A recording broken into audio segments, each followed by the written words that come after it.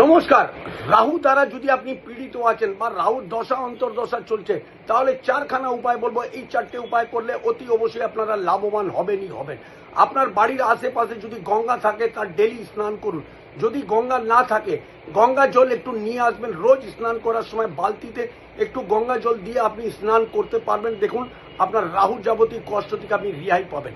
2 নম্বর হলো, আপনার বাড়িতে টয়লেট, ওয়াশরুম আর স্টোর রুম কে পরিষ্কার পরিচ্ছন্ন সর্বদা আপনি করতে থাকবেন। দেখবেন রাহুর থেকে কষ্ট আপনি পাবেন না। নাম্বার 3 হলো, আপনার বাড়িতে এক্সপায়ারি ডেটের যত ওষুধ আছে সব কটাকে আপনি বাইরে ফেলে দিন। রাহুর থেকে আপনি রেহাই পাবেন। নাম্বার 4, আপনার জন্ম ছকে যদি বৃহস্পতি চন্দ্র গজকেশরী একসঙ্গে আছে, চট জলদি রেহাই পাবেন। না হলে পেতলের একটা বাসন নিয়ে তার মধ্যে গঙ্গা জল নিয়ে মন্দিরের স্থানে রাখুন। দেখুন, রাহু থেকে চট জলদি আপনি রেহাই পাবেন। এই চারটে উপায় করুন, রাহু যাবতীয় সব কষ্ট থেকে আপনি রেহাই পাবেন।